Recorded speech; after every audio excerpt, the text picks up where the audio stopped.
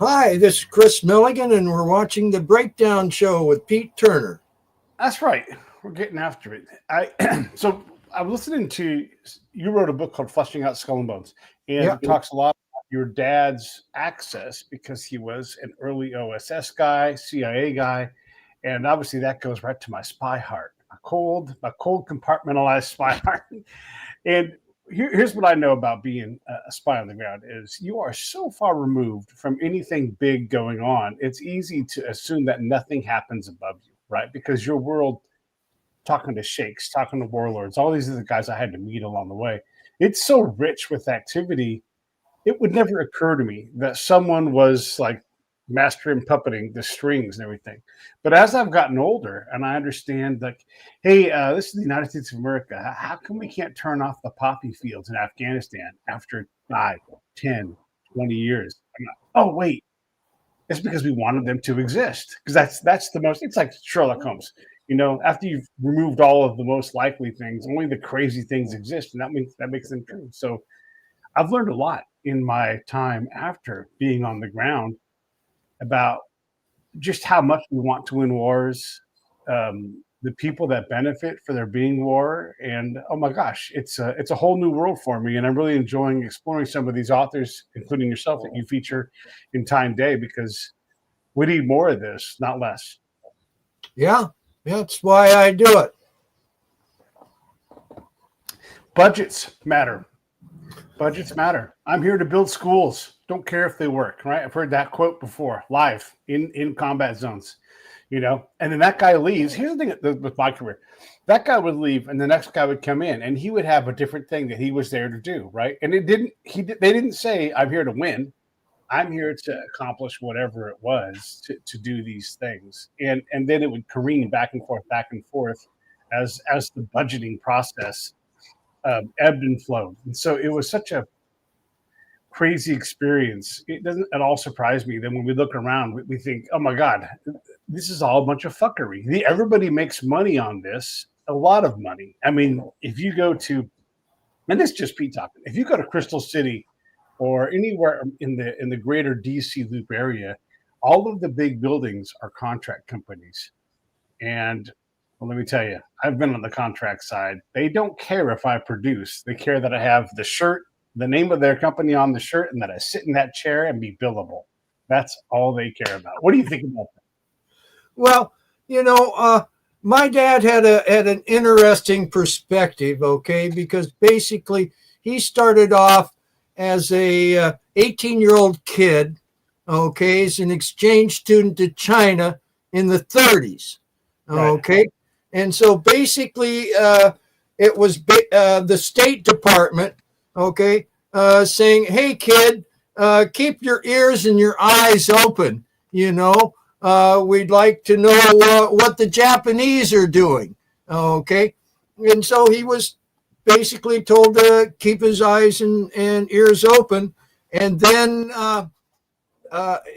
he left Shanghai a week after the Japanese bombed it, went across the Trans-Siberian Railway to Vienna, through Moscow, up to Berlin, and ended up in London at the World Council of Churches with the Dulles brothers. And what they did for him was they debriefed him by saying, hey, kid, you want to write a magazine article? Okay. And stuff. And it was all very loose. Okay. And then he graduated in 39, and he was supposed to go to school in Switzerland, but there was something going on. So he got as far as the basement of the Library of Congress. Okay. And they said, hey, they gave him a desk and they said, you become an expert on the Philippines. Okay. And so he started to do that. And an interesting thing he told me, he said the guy right next to him was a guy who's, and Dad helped him. They were creating what is now known as the CIA World Fact Book. Okay. And this was started basically on 3x5 and 8x5 cards. Okay. And then so he was there in the basement, and then Donovan walked in. okay, Wild Bill Donovan, and they started COI, Coordinator of Information. And so Dad was in on that. And then that changed to OSS, and so he was there. And then in 1943, he got drafted, okay? And so OSS said, great, yeah, you're still working for us, but we're going to put you into military intelligence, G2, and also put him on MacArthur's staff because they didn't trust MacArthur and Willoughby. And so they wanted him to report on him. And then he ended up upsetting MacArthur by putting some of MacArthur's friends in jail as collaborators. And so they said, get rid of my dad. And they moved him to be head of research and analysis for invasion of Japan, because that was his basic thing was research. And then he told me he went through a couple of alphas and soon found himself in CIA. And then he was one of those guys. He was a branch chief, head of East Asia Analysis Office. Okay. And then he was there for several years, and they needed somebody to talk to Sukarno in Indonesia. And my dad wasn't your typical Ivy League CIA guy. He'd been born in Montana and raised in Montana in the Northwest out here. And so I went with him as a little kid, as a CIA front, as a family, okay, to Indonesia. And we were there a couple of years, and then he came back, and he was still working for the agency, but he was just doing odd jobs, strange. I mean, he had a TV show in DC. He did strange things. In 56, we were told he was going to write a book about the church in Southeast Asia, and he went off, and my mom went off. And then when he came back from things really changed. All of a sudden, we were going to move from Fairfax to Rochester, New York. And they put their farm up for sale, and it sold, and then we didn't move, and we stayed there, and we moved to another place in Fairfax. And then all of a sudden, Dad was made a vice president of a college in Tennessee, and we moved there. And then we were there for a couple of years, and then in the middle of the school year, the president they asked the president of the college quit. They asked my dad to be president. He said no and quit, and moved the whole family out to Oregon. Okay. And later on, what I found out in 1969, he took me into a room with a professor from Vanderbilt and told me all about his intelligence career. Was what he told me then. He said he left them soft in 57 and hard in 59. And it was because of the drug trade. He had knowledge of it, and he had his position, he had to have knowledge, and he wouldn't go along with it. And they tried to keep him in the fold. They offered him a bribe of, if you've been around the Washington, D.C. area, there's a place called Seven Corners. It was one of the first big shopping centers. And then those same people started Tyson's Corners. And they offered him parts of all of this, and he turned them down. And I'm very proud of him for doing that, And so. When he's bouncing around like this, do you have any concept what this means? I mean, how old are you? How much adult stuff do you understand at this point? Well, I'm 75. Okay. Well, now, but I mean then, when you guys are going from... I mean, when I was a kid, you're just a kid with your parents. And I remember a conversation that we had in Tennessee. I was like 8 years old. Okay. And my older brother was saying, I remember there was him and myself and my older sister. And he said, well, I think Dad works for the CIA. And, it really didn't mean much to me at 8 years old, right. But it made sense since we'd been overseas, But I didn't really think about it too much. And then like I say, the day before my 20th birthday, my dad took me into a room. Well, it started off earlier. He first asked me what I thought of the Vietnam War. Oh, probably about 1965, something like that.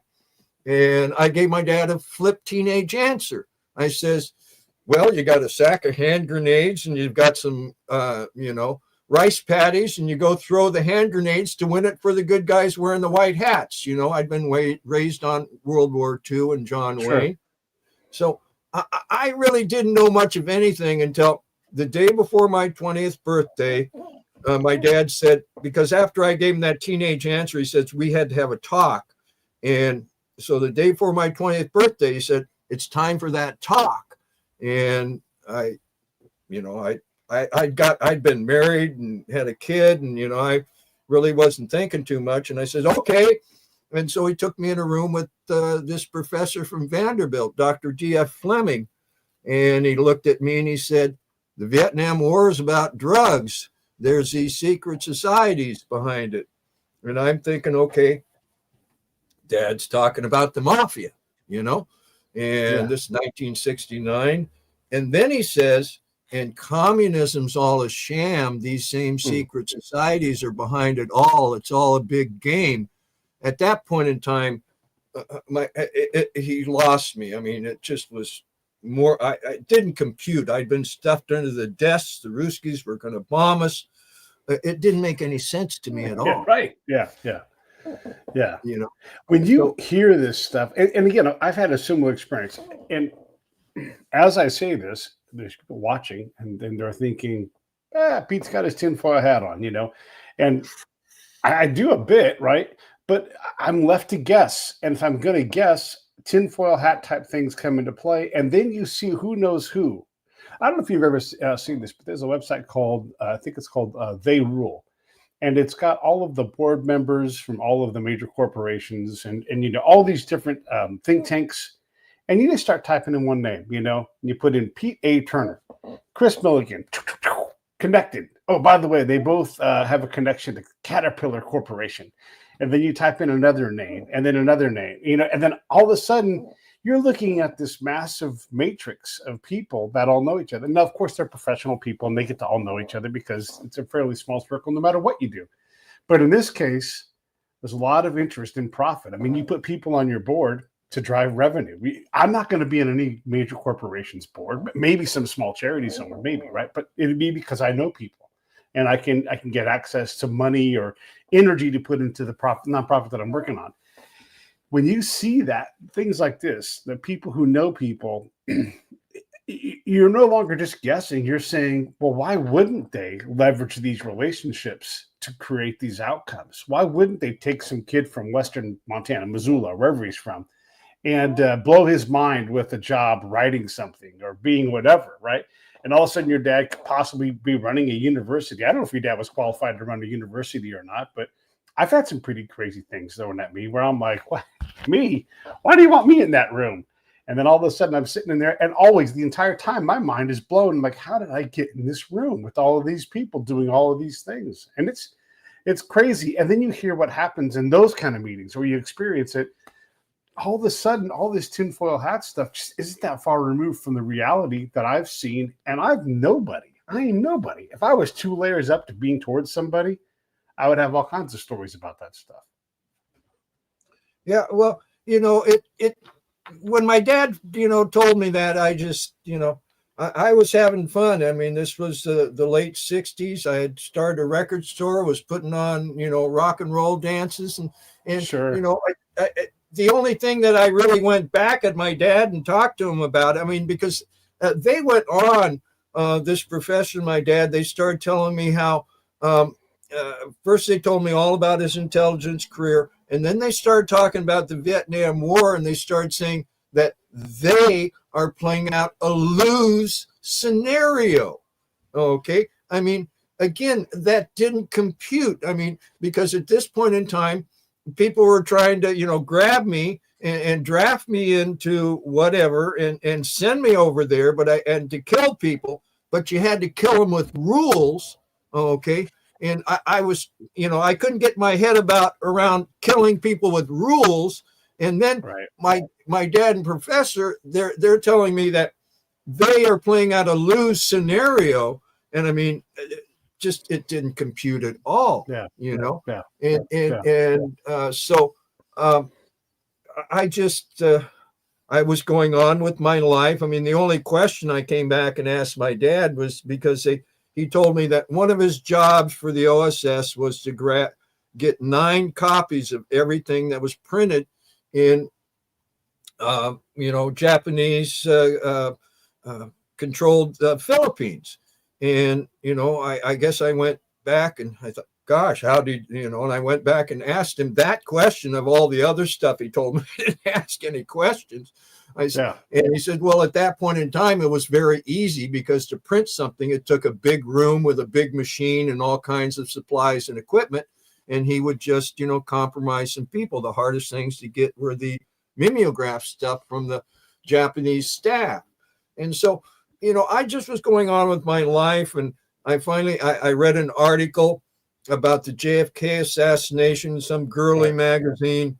And it said, there's people that talk about the mafia involved. There's people that talk about CIA, and there's people that talk about secret societal involvement. And that brought back that conversation that I'd had with my dad. And I said, what did he really tell me? And so I started to research the subjects, what I call CIA drugs. Okay. And I told somebody a little bit of what my research was and what my daddy told me. And they told me, well, you're a conspiracy theorist. Right. And this was in the early 70s. And so I said, gosh, what's a conspiracy theorist? So I took that on as an intellectual discipline to look into it. It's a very wide discipline, a lot of stuff in it. And, I'd go to bookstores and I'd say, take me to your conspiracy section. And all of them had at least one book. Okay. So I gathered these books up and started to read them.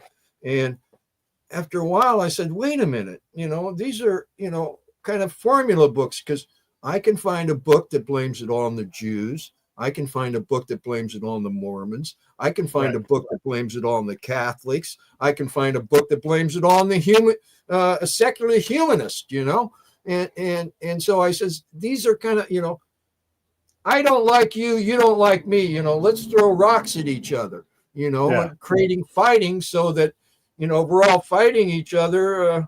The people in the secret societal system just, kind of get a free ride.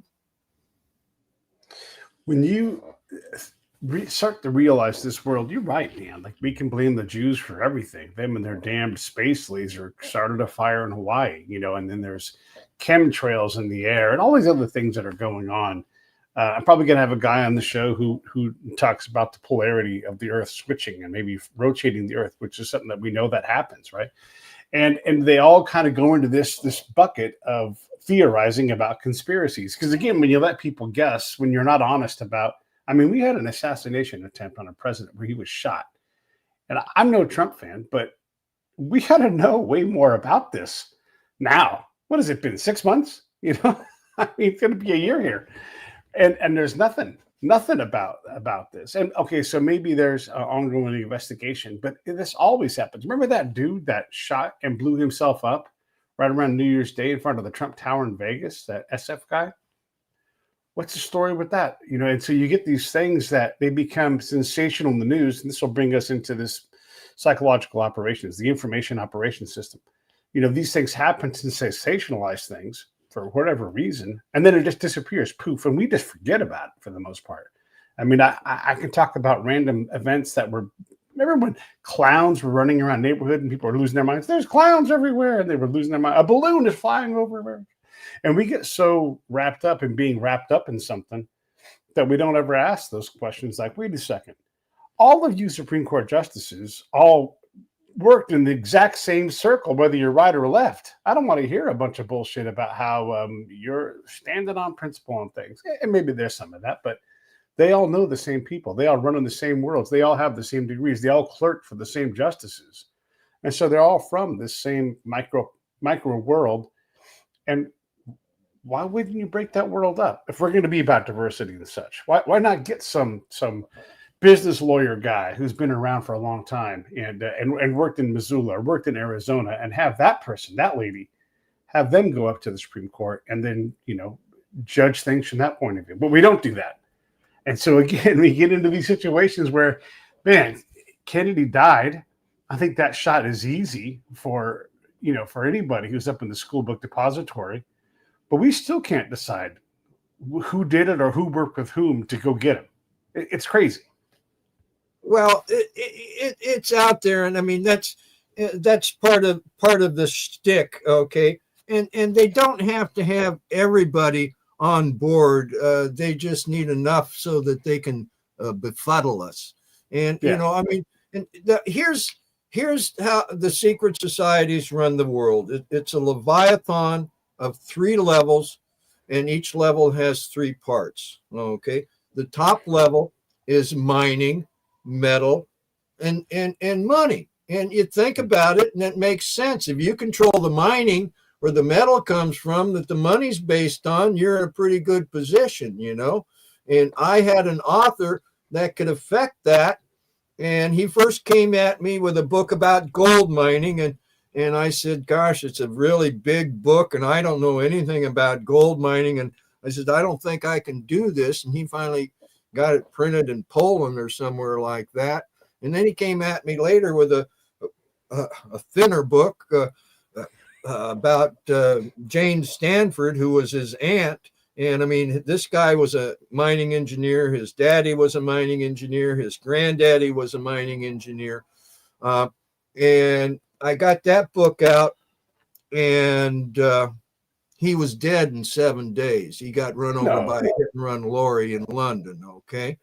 And I mean, this wasn't, his lawyer was Bill Pepper, the same lawyer, that had done work for the King family. And then the middle section is drugs, guns, and oil. Okay. And like Skull and Bones, I mean, they were started by a drug smuggler, and Skull and Bones also, they were the people that set Drake to do his first oil well in Pennsylvania. He was a conductor on the New Haven, New York Railroad, and they set him up. And then arms, if you look at Connecticut, that's where Sikorsky helicopters started. The Groton is where the submarines. You got the people, General GE, that make all the jet engines, and then a lot of the rifles and everything all came from there. And then where this meets the road is media, because they got to control the media, and then movies / music, because they got to control the culture. It'll bite them in the bunny. And then quote unquote magic. Okay. Their ability to hoodwink us and to make us think something else happening. And then their preponderance on using mass trauma rituals to keep us in line. Okay. Because at its core, the Kennedy assassination was a mass trauma ritual. Okay. So was 9/11. The mass trauma ritual thing and the media thing, again, we'll just use modern times here. And I know quite a bit about information operations. One of my buddies, Boone Cutler, is currently writing a book about China and how to impact change there. The information operations space is packed with the ability to just sow doubt. You can put things together, and whether it's true or not, there'll always be enough people to believe it. Like Michael Hastings, the guy that wrote that book and article about Stanley McChrystal and his fellows out there in Afghanistan. That dude not only dies, he dies when his brakes fail in LA. Now, I don't know how many people have died from a brake failure in LA in the last 20 years, but it ain't that many. And all of a sudden you go, wait, how did that guy who impacts this very important general, that guy dies from brake failure? It wasn't like he died from overdose or anything else. Brake failure. Man, that just off the jump seems improbable, oh no, my brakes don't work and I'm going down, whatever. It's laughable, right? And maybe he really died that way. All we need is a few people each time one of these events happen to have a shadow of a doubt. Yeah, I have some doubt about that. So when we look at these things, when we look at the world that your dad was involved in, I mean, how much, when you look at the facts versus the things that you have to leap to put together, right? Because your dad, did your dad write a book? Did he actually write that book he was going to write? No, he edited a book called Betrayal of the Philippines that goes into some things that happened there, but no. Yeah. He never wrote a book. How much, when you look at the things that happen, how often are you forced to take leaps where you're like, you know what, I don't know what happened on the day that JFK was murdered, but here are facts, fact, and all of a sudden we have a lot of facts. We know something was probably up, but I think most of us think something happened. How much of this stuff, when you write about it or when you read and publish these other books, how much of that stuff makes you uneasy because it's telling a truth that it's not comfortable to hear? Well, what makes me uneasy is the future that my children might live in. Okay, that's what makes because I mean, I've seen the tightening of control and of some of the narratives, and when I looked at this and I looked at the perfidy and the corruption, it took me a while to understand. I mean, it took me 20 years to understand what my dad told me. Okay, and I'm lucky because I got to take my time. I gotta read books and put it together. Now people are looking at this information and trying to make up their minds around it, in a very short amount of time. Right. And the thing the thing I found is that, I mean, I use this term caveat lector, be aware of what you read. In other words, and don't be afraid to read something, but be very careful on what you believe. Okay. Right. Because there's a lot of different people out there with a lot of different agendas. Okay. Yeah. And, when you look at the history of the world, our founding fathers went through a lot of baloney and experiences to understand the world, to create, a republic, a constitutional republic, government of and by and for the people. Okay, which is a hard thing to do. Because there are people that want to control. I mean, there was people that were working against our country before the ink was dry on the Constitution. Yeah. And so it's I really enjoy the United States of America and the ideals and what we're trying, a multi-ethnic, because we live on one world, and there's a lot of competing things and everything, but the reality is it's one world. And if and we there's been forces and people that have killed a lot of other people just to I want to live there or to make money, whatever, and there's we got to learn to get along. I mean, Lord have mercy, we ain't all going to run off to Mars or something like this. I mean,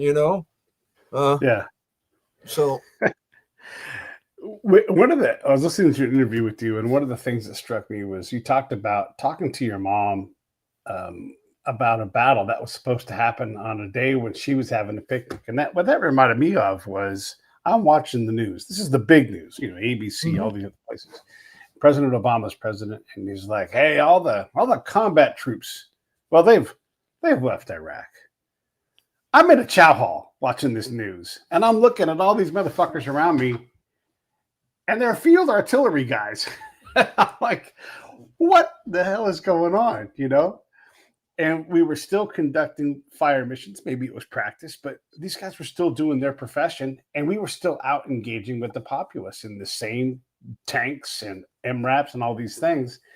And I thought, what are we selling? Of course, there's still troops here. Of course, there's still combat troops here. Just down the road from us was an infantry unit, a big major, like I don't think it was the 82nd then, but a major unit, very prestigious. And so we hadn't left that, right? But they acted like, oh, there are no troops there in Iraq anymore, not combat troops at least. And we were everywhere. We were all over the place, And I'm not a combat troop, I'm a spy. But then again, talk to the enemy, and what do they think, right? They're going to think I'm a combat troop. So when we see these things, and you have this experience with your mom, when they're like, oh, there was a big battle, and she's like, I was having a picnic. There was no battle. What do you tell us that story and give us some thoughts on what are the hallmarks of these things? Like when we see bullshit come down, how do we sense it?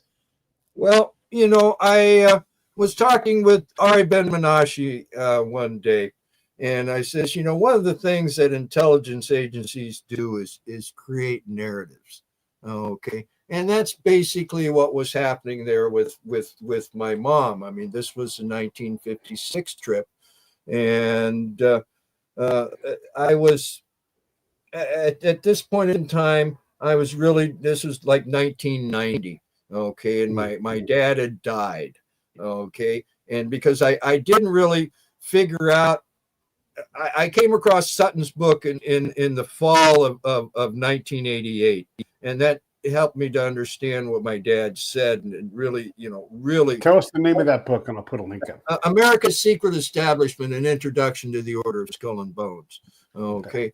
And so it really made sense. But then my dad was real sick, and he soon died in early 1990. So I didn't get to ask him any of the questions that I finally had footing under my feet to understand it, to ask him questions, and he dies. So I want to go through his, he's got papers, and two guys show up a couple days after he's dead on my mom's doorstep and say, hey, we want to go through your dad's papers. And she lets him in and lets him go through them. And so later on, I'm going through them, and I at that point in time, I'm trying to really figure out the drug trade, and I'm asking a lot of questions about Chiang Mai, Thailand, okay, because it's basically a heroin city. There's a 4-lane highway to the Golden Triangle. All the banks have big, branches there. And I'd been told that in my lifetime, Chiang Mai had gone from a little village to the second largest city in Thailand. And so I'm asking questions, and finally I'm going through my dad's papers, and I see, in that 56 trip, he'd been in Chiang Mai. So I can ask my mom how big Chiang Mai, Thailand was. And so next time I'm home, my mom's there, and I say, Mom, how big was Chiang Mai? And she said, it wasn't very big. The biggest thing in town was a church. I've got a picture of it. So she's sitting on the couch here, and right next door is this book case, and I'm reaching up and pulling down the picture book from that trip, and she says, and that's when I stopped believing everything I read in the newspapers. And I says, whoa, Mom, what do you mean? Because I'd ask her questions, and she was a very good CIA wife. I don't know anything. And so I says, well, what do you mean, Mom? And she says, well, they'd been in Toi Ninh, Vietnam, and they go from Toi Ninh to Bangkok and then Chiang Mai. And she said the big story in the newspaper in Bangkok was about how there'd been this big battle right where they'd been. And she says, we weren't having a battle, we were having a picnic. And so I'm, looking at this picture book, and there's a church in Chiang Mai. And then I pull it back, and I see there's my dad talking to this guy, Ed Lansdale. And then there's this beautiful picture of my mom, and she's just just vivacious, and it ended up, I show it to my siblings, and it becomes one of her main pictures at her memorial. And it says Eudora, and you can see Lansdale there, and he's got it, they're having a picnic, and it says Eudora out from Saigon with, I think it's Captain Lansdale and North Vietnamese military leaders. And see, the Vietnam War, they played it not to win, because all they wanted to do was to get American boys and girls, Canadian boys and girls, Australian boys and girls, some Korean boys and girls, and other boys and girls there, sent them to hell for 1 year. Okay, because World War I and II, I mean, you never knew when you were coming home. You signed up for the duration. Vietnam War, you were only there for 1 year. Okay, right. So if you survived that year, you got to go home. Well, some of those boys and girls got addicted to the heroin that was being proffered to them by anybody that was 12 and up, because part of the stick of these secret societies is trying to control things. Okay. Mm-hmm. And because people will tell me, oh, well, they're just greedy people. They just want money. Well, they already got a lot of money. Right. And so we have these, fail-safe devices where, the first one is known to us as dialectic. Okay.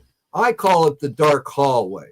Okay. Because you can walk down a dark hallway, bump into one side, and then you might bump into the other side. Yeah. Well, I say some things that I know are true about intelligence agencies, secret societies, and drug trafficking. Okay. Then I find somebody that I know is a spook just saying stuff a little bit more outrageous, because by controlling the extremes, you control the middle. Okay. So this fail-safe device can be manipulated fairly big time. The next fail-safe device that we have as a people, so that we just don't go running off the cliff, okay, is the cycle of generations. And there's a very good book called Generations, A History of America's Future. And in that, they show how, you've got an idealistic group, then you've got a reactive group, then you've got a civics group, and then you've got an adaptive group. And these groups go through history, moving us forward. Well, in this book, they show how the kids that were idealistic, okay, in the 1860s, okay, the kids that were teens and preteens in the 1860s didn't cohere as a generation. They didn't come together. Some of them went out in the woods, just did weird stuff. Some of them joined the generation before, some of them joined the generation after, okay, and when a generation, doesn't cohere, it makes that whole cohort not very strong. And so it allows these forces from the shadows to come in and affect our body politic. Okay. And they took us to the Spanish-American War. And this was about drugs. Okay. Because see, after the Second Opium War, opium became legal. Okay. And you didn't need these smugglers anymore. But right. A long story, but William Howard Taft was sent over as the first civilian governor of the Philippines when we took the Philippines in the Spanish-American War. And he left after Roosevelt became president, after McKinley was shot. And one thing he did between after Roosevelt finally asked him to be Secretary of War, was to make opium illegal for the first time in modern Asia. Okay. And as soon as it's illegal, you need smugglers. Okay. And then he started the Hague and the Shanghai Conventions, which outlawed cannabis, coca, and opium. And as soon as you have plants that are illegal, and you can sell them for 8 to 10 times what they're worth, okay? The people in the shadows like that, because it gives them this big, huge amounts of money that then they just pass out to corrupt things, okay? Right. So, right. Again, they were trying to the kids that were teens and preteens in 1960, okay, we were, they wanted us to not cohere again. They wanted us to be a pieced out, drugged out generation. Okay. Well, we did cohere. Okay. We cohered as hippies around a joint being smoked around a circle with a little bit of LSD thrown in. Okay. Because, see, heroin, opium, that has a very simple control mechanism. Here, kid, you want some? Right. Oh, you want some more? Oh, how about your friends? Okay, it's very simple. LSD, you can make people wear white sheets, but you can't control people with LSD. Okay, so what happened? Okay, we cohered as hippies. Okay, the History Channel did a big special about the hippies, and they said, what came out of the hippies? Well, they said the personal computer and the internet. Okay, so those are the tools that all of us together are using to fight this corruption of people using secrecy to lie, cheat, and steal. Okay, and so that's the dynamic that's going on. Okay, because you get to be a host, because of the internet and the personal computer. Yeah. I get to be a publisher, okay, because of the personal computer. And the internet allows me to tell people about it. So that's the dynamic that's going on. And that whole thing about, the Vietnam War, it was about, again, because, see, they had to have, by 1950, they had to have in place, okay, three things. They had to have in place television, okay, with the patents go back to the 20s, but they had to have television in place, and not just television, but television that had a 60-cycle flicker in it, okay? You read any book about hypnosis, 60 cycles put you into a trance, okay? And then they had to have the modern education system in place, okay? Which was brought to us very openly through the Masons, and then a nascent drug culture. Okay, so us kids saw, death of a president, war, drugs, and we stepped aside and created a counterculture because the cycle of generations for one of has more mass, has more intelligence than just the dark hallway. So that's kind of a long answer there to that question. Yeah, but interesting though, and you do think about the things that trigger this counterculture, and some of it's rejection of the norms, other it's there's just a lot of bullshit going on, right? I remember I went to I used to work in insurance on the bond and surety side, and so I went back east, and there's all these pictures of all these classes that had graduate, and I was going to be in one of these pictures ultimately. And you can see how like the styles had just been the same for decades. And then all of a sudden the 60s hit and the hair got longer instantly. The ties became different. The colors started to pop out. And then it's never the same after that. Every year there's different styles and different, skinnier ties, fatter ties, bold prints, all that stuff. But there was definitely this black and white world that changed in the 60s. And there's like 100 of these pictures on the wall. And it was fascinating to see.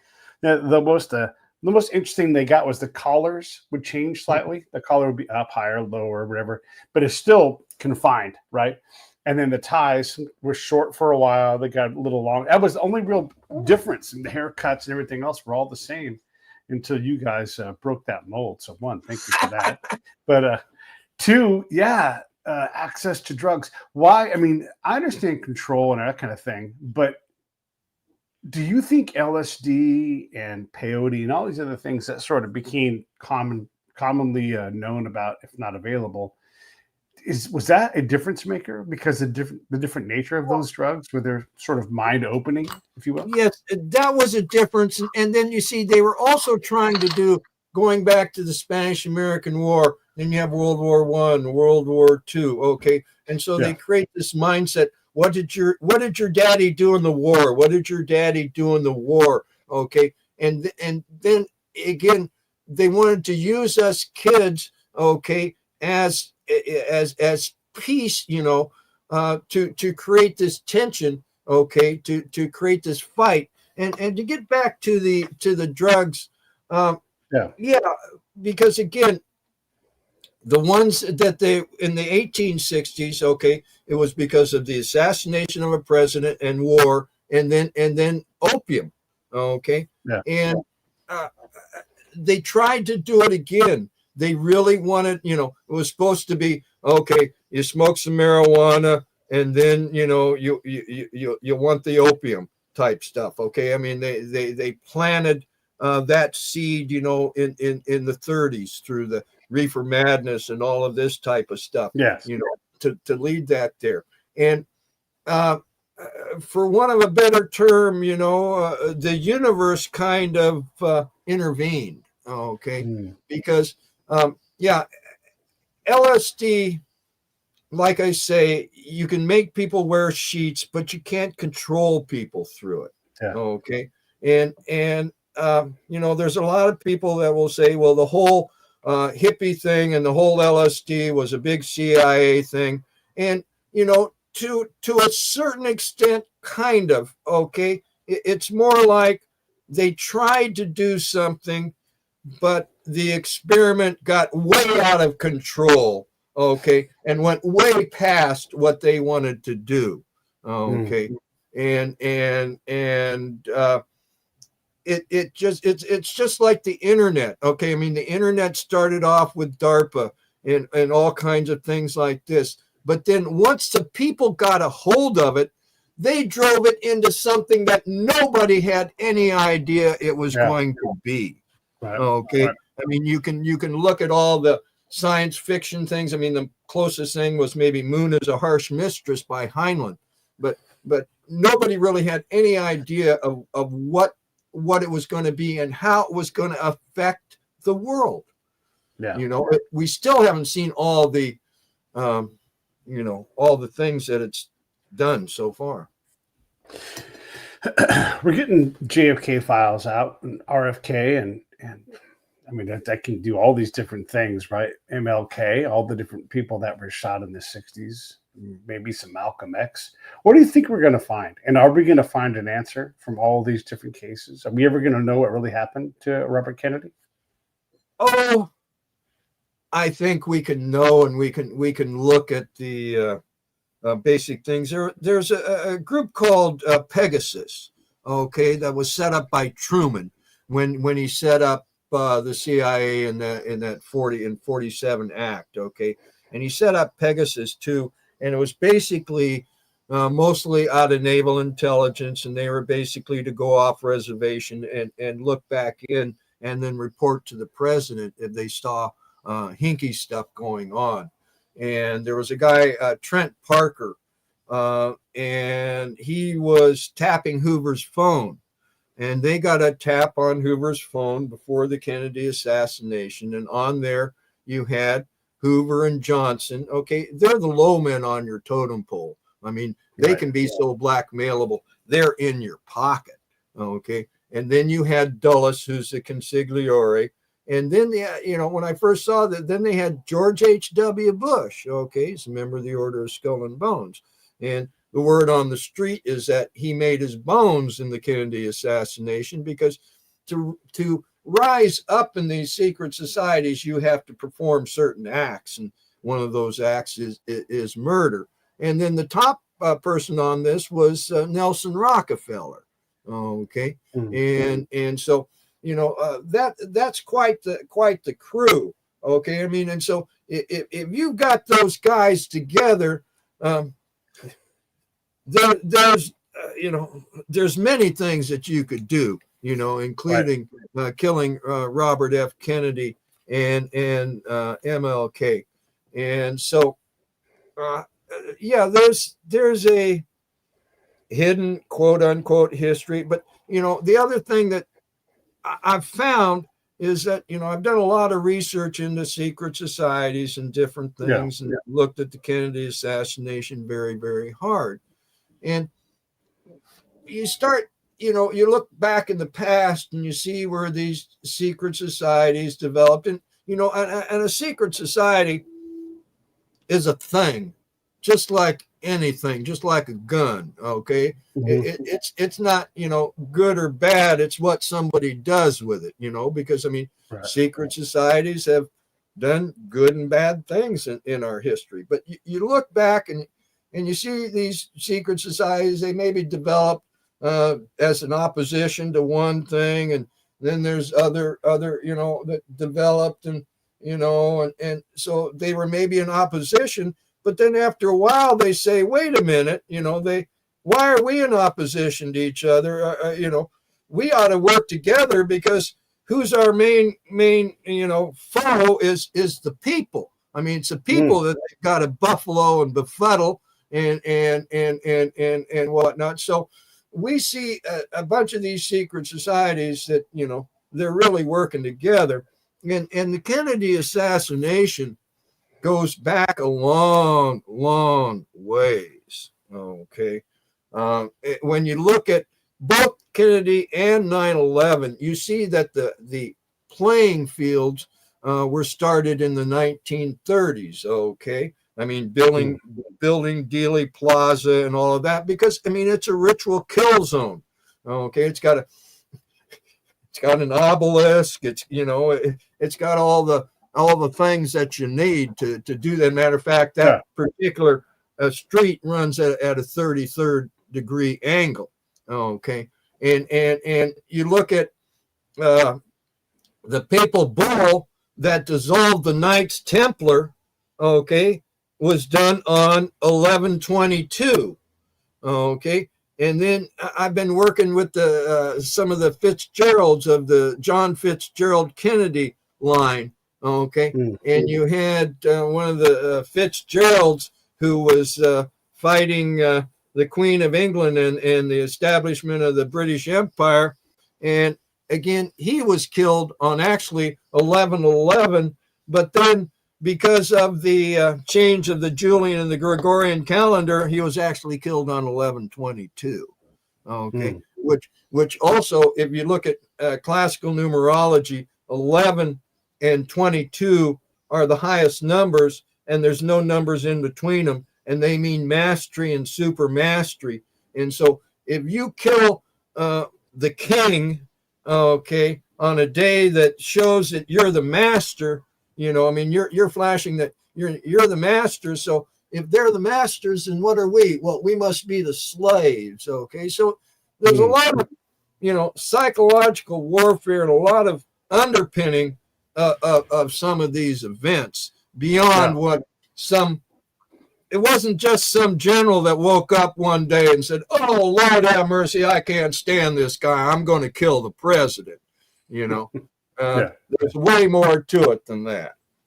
Do you think that JFK was assassinated? Oh, is he dead? Yes, I do believe he was assassinated. Okay, good. By a conspiracy that he wasn't, if you want. But I asked the wrong question. I should say, do you believe he was assassinated by the country or by the mob or by a group? I believe it was by a secret societal network, okay, that gathered other people into their network. And, it was done by a script. And it's my firm conviction that Ed Lansdale wrote the script, because that's one of the things he did. My daddy was working with him in the 40s in psychological warfare. Okay. And, events like this just don't happen. You've got to there's planning behind it. I'll put it that way. Yeah, fair enough, right? And did your dad have thoughts on Kennedy? Did he ever say anything, or any of these notable assassinations that happened in that era? Did he have anything to say about that? He was a fan of Kennedy. I've got a picture of him where he's in the background of a Kennedy event. But no, he didn't really say anything. Like he said, he asked me what I thought of the Vietnam War, and I told him, and then he took me in a room and told me his intelligence career and stuff. But I I never really asked him a lot of questions. I wish I Yeah. had, but I Yeah. just wasn't in the position to do it. And Yeah. he never No, I really get it. talked a lot about it. Yeah. And you look at all of the books. I've got a book here that I was still trying to read 20 years later. It's called MI6. That's his Oh yeah, history. great book, Doral. Yeah. But like what you have to know to read this book, it's many, many books on top of that just to try to understand it. And I imagine you the same way. If I read a book that's, absolutely 100% Churchill was a bad guy, I've got to read the other book that's like Churchill was great. So you can kind of figure out where the middle ground is, because so often you read a book and you're just like, man, that is really hard to read. I'm not sure what I think about that. So you read another book and you start to try to suss out what at least you believe the truth is, right? So to explore this world that you're in. Yeah, it was really nice. I mean, one thing my daddy did tell me, he told me to read it all. And, he says, because you learn so much from the myths and disinformation. Okay. Yeah. You learn where they're trying to take in what you're trying to do. And I mean, I like books and I read a lot of different books and you're absolutely right. You read one book and you might think, oh, okay. But then you read another book and you say, oh, okay. Yeah. They say this, these guys say that, and so you just gotta, keep looking at it and keep reading it. And I find that, people want to, they're trying to take you one place or another place. And I generally find the middle. Yeah. Well, when you're a book publisher, you know this. You don't get to say everything you want to say in your book. Like an academic paper is just a thin line through one part of one topic, and you have to have all of the corpus of work in it. The lit review has to be there. So it's a very confined form of writing. It's hyper informative, but you can read a lot of nonsense and still have more questions when you read academic writing. But like if you get a book and you've got 300 pages and you need 2,000 pages to explain this topic, it is hard to sell a 2,000 page book. I mean, I am chewing through this book on Hitler that your buddies Jim and John wrote. Jim McCown. By the way, we had a show with these guys. It is hard to go through this book because there is so much in it. And then there's so much context that I have to now acquire. It's going to take me forever to, if I can, even master this book and understand what's in there. And it's daunting, man. It's daunting. And I love that kind of reading because it forces me to slow down and really contemplate things. Go for a walk after a rough section. I'm not even talking a chapter, like a section. And I'm like, man, I got to go take a walk. Yeah. No, and one thing I really like about that book is that, I've read a bunch of books, about the Federal Reserve and about World War I, World War II, and all of this, but this one, really puts all of those books, kind of together, and it just really, I was really happy to get the book because it makes sense of so many disparate stories and disparate baloney and whatnot, and really pulls it together. And the thing that I really like too is, one thing I talk about it's two Scottish scientists, taking on British establishment historians, because historians construct their books. A scientist looks at it, and says, okay, is this true or not? And tries to, and so they really showed how we were given a bunch of baloney in our history. Yeah. Well, and they also bring a different set of eyes, not American eyes, right? So they don't care about the things that we care about. And it's really neat to talk to them just about, the scientific method. I think it was John who was talking about, we were talking about scientific method on the show. And, if you're an academic, you've got three, this is for everybody else watching. If there's three things you get to do. You either get to invent something, discover and publish something totally new. You get to challenge something that's been written, or you get to confirm it and maybe add a little bit more onto it. And so those are the three things. And you go through these things and you kind of give that test throughout all the work they did. That's called scientific method. And that's how we understand things. And to have that process put to this book with that history, it's powerful. It's really powerful. And I'm enjoying reading it, but it is definitely hard to read. in the way that I read books. Yeah. Yeah. Onwards to a future. Yeah, I don't want to take too much time, but everybody should go check out Time Day's website. There's a ton of books that are great like this. There's all kinds of books on there. They're not just about intrigue and that kind of stuff, but these are some really great books. We've had a bunch of authors from your company on, and they've all been great. They have great stories and have spent a huge amount of time writing these things. So I appreciate all of the access you guys have given me. What else do you want to cover before I let you go? And thanks again for coming on. Everything's been great. I really appreciate you. Well, just that again, there's remember in 2017 when the CIA spy tools got released? Yeah. Okay. And one thing that did was it increased the number of people that are on the playing field. Okay. And there's a lot of different people out there with a lot of different agendas. Okay. So I just tell people to be very, don't be afraid to read stuff, but be very careful on what you believe. And again, visit tryingday.com. We've got a lot of books up there that have a lot of interesting things. We've got a lot more interesting books coming out. Have a good time. Go out in the sun sometime and see that. Yes. Yeah, go out in the sun sometime. Right. I'm going to say goodbye to everybody else. I have a show for you later on today. Got Brad Hutchings coming in talking AI, so he'll be back. And so I'll see you all in a little bit. I'll be right back to say goodbye to you, Kris. Everybody, talk to you later.